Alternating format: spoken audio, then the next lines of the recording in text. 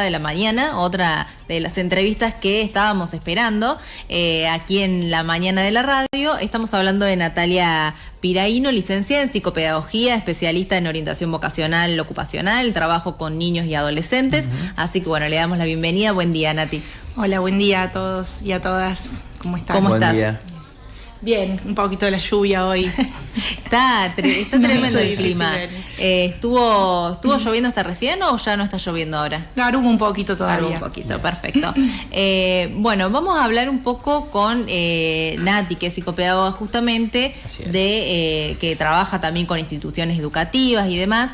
Un poco cuáles son las problemáticas que se presentan con los estudiantes, sobre todo en esta época, ¿no? Porque ya estamos pisando el final del ciclo lectivo. Creo que esta semana ya finaliza o la que viene. Y según el calendario, o sea, es obligatorio hasta el 13 de diciembre, pero la mayoría va hasta hoy. Claro, ya está Saben finalizando. utilizar, claro, la semana que viene, si hay algún aprendizaje para recuperar y algún coloquio para la próxima. Claro, está muy Pero bien. hoy es el último día de la mayoría. Claro. Nada, ahí pisando el final. Que estuvieron llevando a cabo el miércoles un taller, ¿no? Pensemos comentando algo de eso, si te parece. Sí, el miércoles junto con la Municipalidad de Villanueva y con la gente del Observatorio de Sociales de la Universidad Nacional de Villa María y con la gente también de la UTN, se llevó a cabo un taller en Villanueva con los estudiantes de quinto y de sexto año del IPET 322, que es un taller de transición, es un poco para pensar cómo acompañamos desde las instituciones, esta transición que tienen que cumplir los chicos que terminan el secundario y que pasan de golpe a lo que se insertan o en el mercado laboral o en la vida de los estudios superiores. Entonces, un poco tenía que ver con ese acompañamiento, más que todo para que las elecciones no tuvieran que ver solo con una necesidad, sino con un poco de deseo también que estuviera puesto ahí. Justamente el otro día pasaba por nuestro estudio uno de los funcionarios de allí de Villanueva que comentaba un poco esto de la incertidumbre de los jóvenes una vez que finalizan el secundario de, bueno, ¿qué camino tomo ahora? Sí, la problemática más grande que tienen los adolescentes es un poco la inestabilidad económica, social y política del país. Pero bueno, hoy la mayoría elige trabajar y estudiar cuando antes podían algunos dedicarse más tiempo solo a estudiar, ahora la mayoría, el 90-95% de los jóvenes elige hacer algo relacionado con sus intereses o en sus tiempos libres para tener un poco de independencia, además de estudiar. La mayoría también elige estudiar. ¿Y se encuentran en ese ámbito educativo con la posibilidad de poder hacer ambas cosas al mismo tiempo? Bueno, eso es quizás una primera distinción, digamos, poder pensar esto que hablamos de las juventudes o en realidad de las adolescencias, son que haya una sola, que sea una generalidad, es un poco una ilusión, ¿no es cierto? Porque, acá en la ciudad y en general tenemos un montón de situaciones particulares, pero sí hay dos polos bien puntuales que se pueden pensar en distintas adolescencias. Hay jóvenes que sí tienen un poco más de tiempo para poder pensarse, para poder hacer proyectos más relacionados con sus deseos y que pueden elegir una carrera y estar tranquilos porque tienen ese acompañamiento familiar. Y si no lo tienen, también hay un entorno que a veces acompaña, entonces tienen ese tiempo para poder pensarse o acceder a procesos de orientación vocacional y tomarse su tiempo para buscar trabajo tranquilos. Y después tenemos otra realidad que es esos jóvenes que tienen un paso muy breve por la adolescencia porque empiezan a ser adultos muy jóvenes porque viven situaciones muy vulnerables y tienen responsabilidades que cumplir que les imposibilitan, ¿no? Poder pensarse, poder pensar en ellos, poder pensar qué tienen ganas de hacer. Y por lo general esas trayectorias son las que tienen que estar más acompañadas y a veces una problemática muy grande que sabemos en la secundaria es la cuestión de la deserción, ya cuando no hay más recursos para acompañar. Ahí estaba un poco enfocado ese taller para poder pensar para poder pensar proyectos de vida, inclusive en este tipo de jóvenes. Que tienen mucha más necesidad, a veces no tienen el acompañamiento de quizás familiar, no porque no se quiera, sino porque las situaciones que también viven las familias de vulneración son muy grandes, entonces ellos tienen que hacerse cargo de responsabilidades en forma muy temprana. Uh-huh. Entonces se trató un poquito de pensar de que ellos pudieran pensarse a partir de sus gustos también y de sus intereses, para delinear pequeñas trayectorias o objetivos a corto plazo, como por ejemplo buscar un trabajo y qué es lo que tengo que hacer para buscar un trabajo, cómo me tengo que presentar, cómo tengo que armar un currículum, a dónde tengo que buscar para hacerlo, cuáles son las herramientas que yo tengo. Y estuvo muy bueno porque ellos estuvieron muy interesados. Estuvieron como muy atentos a todo, claro, a todo eso. Así que en ese sentido fue muy positivo. Pero por lo general tenemos estas dos realidades así, en donde tienen la misma edad, pero las adolescencias y el paso por la adolescencia es muy diferente, es muy distinto. Natalia, recién mencionabas esto, de los dos polos, las dos realidades que hay. Sí, hay más, solo que como para tratar de pensarlas. Para resumirlo, digamos, exacto. Dentro de esto mencionabas que una realidad de las existentes es la falta de tiempo para pensarse y esto de tener que salir a trabajar, ¿no? Para ayudar a la familia o a uno mismo. ¿Ustedes notan que está creciendo la deserción por este motivo? ¿Cómo viene en los últimos años eso? La deserción siempre, fue una problemática. Sí. Es una problemática en el secundario, es la problemática más grande que hay, y entre las adolescencias también. Un poco porque también tiene que ver con una característica particular de la adolescencia, que es el siempre ir en contra a veces de la normativa, y otro porque la problemática más grande es justamente la necesidad de tener que acompañar a las familias,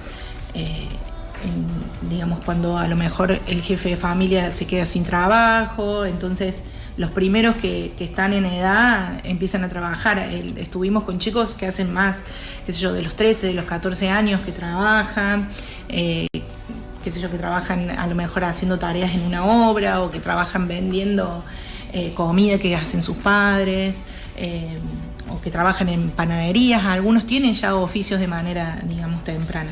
¿Ustedes cómo trabajan con estos jóvenes, ¿no? Que dejan de estudiar justamente para irse a trabajar? ¿Se trabaja para que vuelvan a la escolaridad, digamos? ¿Se suele lograr? ¿Cómo es ese proceso? Esa es la idea. Sí. Las instituciones ya desde hace bastante tiempo hay como muchas políticas para contener, porque la realidad es que los docentes están viviendo, situaciones que exceden mucho lo que es lo pedagógico. En algunas escuelas, cuando tienen la posibilidad de tener equipos pedagógicos, que no pasa en todas las escuelas, se topan con situaciones que exceden mucho a lo que tiene que ver con el adquirir aprendizajes.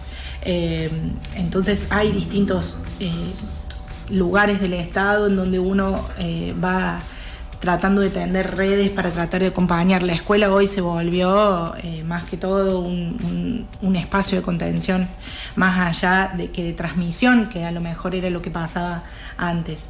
Y sí, crece a medida que lo económico y lo social empieza a estar más difícil, empiezan a crecer las problemáticas de abandono y de deserción, o de problemas conductuales, en donde algunos justamente está la repitencia como una forma de estar adentro de ese espacio, que es un espacio contenedor, en donde, quizás no puedo avanzar, pero tampoco me voy. Entonces, la escuela empieza a cumplir ese rol, ¿no es cierto? ¿Cómo es el apoyo desde el ámbito de la psicopedagogía o la intervención en lo que es las problemáticas del aprendizaje? ¿Qué están viendo en ese sentido? Nosotros lo que hacemos siempre es trabajar con los profes, para poder, primero, cuando somos llamados por algún caso de que manifieste alguna problemática, a lo mejor un alumno que no estudió, que vino repitiendo y demás, un poco trabajamos con el alumno para saber qué es lo que está pasando, en qué momento, qué trabajo está elaborando a nivel mental, en cómo se encuentra, en qué tipo de situación, y después tratamos de hacer como un puente, de interceder a veces con los profes o con los equipos directivos o con las familias para un poco transmitir eso y ver de qué manera se lo puede acompañar pedagógicamente hasta lo que podamos.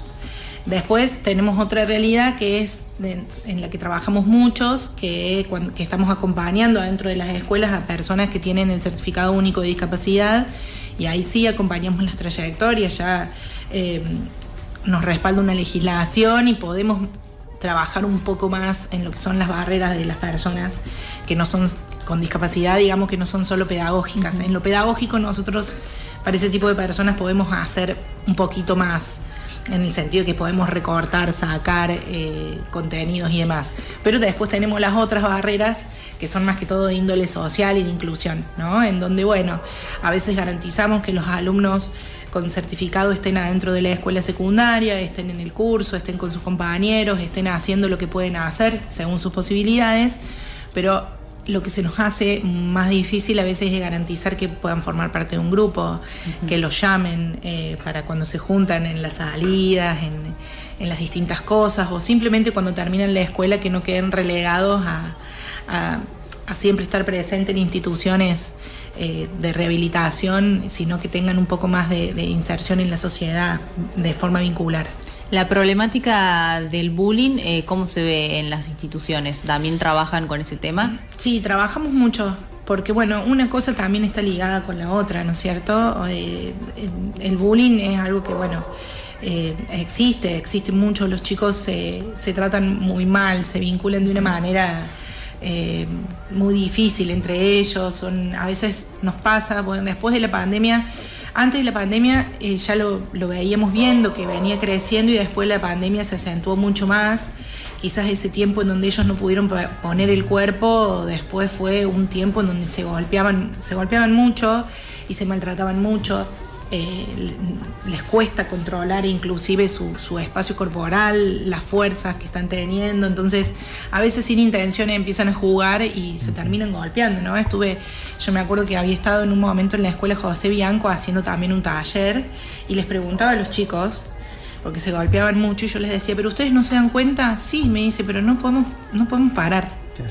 Empiezan jugando a la mancha en el recreo y se terminan quizás empujando un poco más, no se dan cuenta ellos de quizás el espacio que ocupa su cuerpo o cómo me estoy tratando con el otro, que capaz lo estoy empujando un poco de más y que el otro se puede lastimar. Es como que todo ese aprendizaje que se da en edades más tempranas o que se esperaba, bueno, costó un poco más y claro, sigue costando hoy también. Y bueno, y lo vincular también. ¿Se ve mucho, más que nada en adolescencia, esto que mencionás, o también en edades más tempranas, niños? Y en edades más tempranas, digamos, en chicos que están cursando el quinto grado, el sexto grado, que están ahí en un momento que está que son prepuberales y están ahí un poco que no son ni niños pequeños, claro, ni tampoco son adolescentes, y son púberes, están ahí, entonces se les hace un poco más difícil. Y bueno, con el tema vincular, de las cosas que se dicen y cómo se tratan, también se trabaja mucho con ellos. Recién hacías referencia a una de las problemáticas que es la repeticencia, justamente quizás para no dejar ese ámbito de contención que es la institución educativa.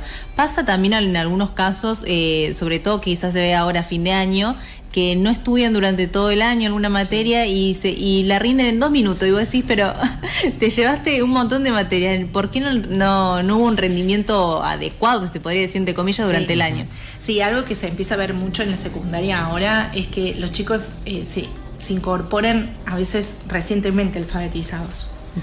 Entonces, lo que nosotros pensamos que un estudiante de secundario que tiene que saber, comprender textos, por lo menos poder resolver al dictado y escribir, los profes se topan como con una realidad que es muy distinta, en donde ahí se dan cuenta que, bueno, hay que pensar en otros tiempos, en otras formas, y pasa eso. Por un lado, con los que pueden tomarse ese recreíto y ponerse las pilas a fin de año porque la manejan un poco bien, y después otros que les cuesta un poco más, porque también ese es un proceso que hay que acompañar. No es que yo ya ingreso a secundaria y ya mis padres me dicen, bueno, estudia, ponete a hacer tal cosa y yo lo sé hacer, sino que a veces tengo que acompañar eso, tengo que seguir acompañándolo, ¿no? Y para los papás también, que están como cansados, ¿no? Porque vienen desde hace mucho, pero bueno, hay que seguir acompañándolos, hay que seguir diciéndoles que bueno, que hay que hacer tareas, a ver cómo busco las cosas. Todo ese tipo de cosas es un acompañamiento que a veces falta y que se nota. Ustedes también trabajan en conjunto con los profesores, con los docentes en el armado de estas nuevas metodologías para abordar estas cosas que comentabas recién, de adolescentes que ya deberían tener incorporados ciertos contenidos, ciertas formas, digamos, y no las tienen. Se vienen trabajando con docentes para ver las metodologías, para... Sí, cuando las personas que nosotros acompañamos tienen el certificado único de discapacidad, sí. Uh-huh. Nos sentamos a planificar, armamos un proyecto pedagógico individual en donde vemos según la característica de la persona qué es lo que va a poder hacer y lo que no, y vemos de qué manera ese tema que el profe pensó para todo el grupo se puede adecuar para las posibilidades de la persona que tiene, digamos, el CUD. Pero para el resto no.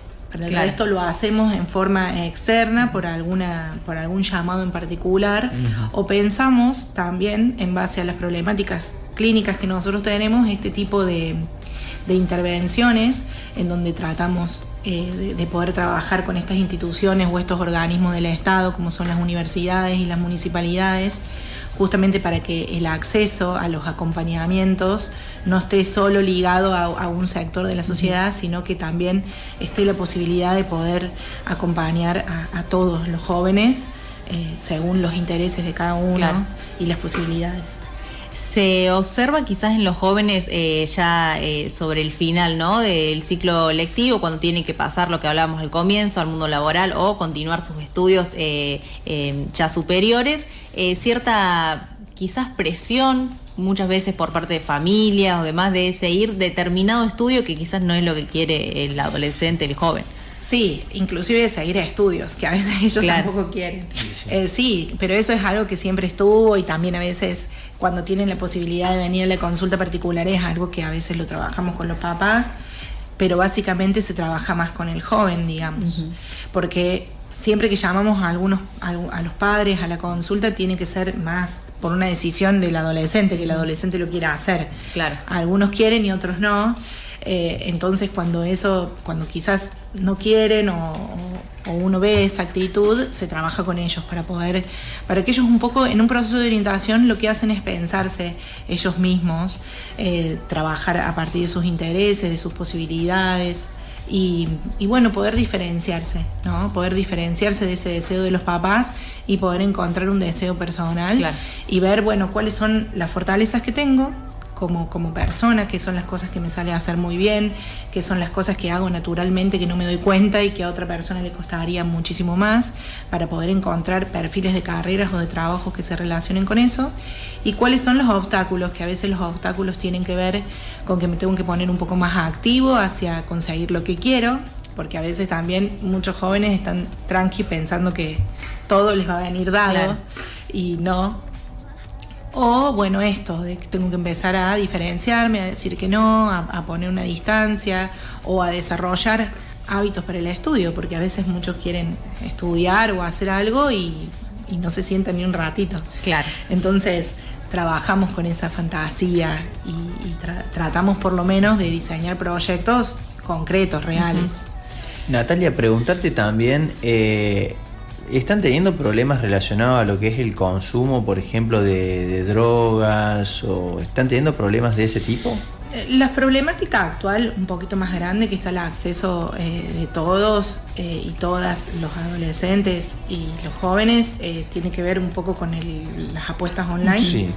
Es algo que está como muy en boga desde este año y cada vez va tomando mayor magnitud. Nosotros lo vemos mucho en las consultas con pacientes de todo tipo, digamos. Bueno, y ahí se volvió como una generalidad. Nosotros nosotros ya veníamos como muy preocupados por el acceso que tienen las infancias a contenidos que no pueden procesar, en donde no hay una posibilidad, digamos, parental de poder controlar eso, y que es muy difícil, y ahora se nos suma esto en la adolescencia, e inclusive en las infancias tempranas, en estas edades prepuberales, a veces chicos de quinto o sexto grado que ya están con el casino, y bueno, y en la secundaria es casi una normalidad. Sí, hasta ayer se estuvo dando media sanción de ley, con muchas abstenciones. Pero muy difícil ese tema también, es un tema, me parece, social, que hay que ponerse con eso, debatirlo y poder trabajarlo en las escuelas, porque es una realidad. Y bueno, vamos a ver cómo sigue el camino en la legislación, si nos permite ahí acortar un poco ese tema. Es de gran importancia que se trate, es una gran problemática actual, sobre todo en adolescentes, en los jóvenes, así que bueno, más allá de eso es muy importante en todas las problemáticas que mencionamos, tanto el apoyo familiar como desde el ámbito psicopedagógico, así que muchas gracias, Nati, por tu tiempo y por todo lo que hacen, ¿no? Todo lo que trabajan. Gracias a ustedes. Gracias, un placer. Natalia Piraino, licenciada en psicopedagogía, hablando entonces aquí con nosotros, sumándose a la mesa de Mejor que Ayer, aquí en la radio 90.1.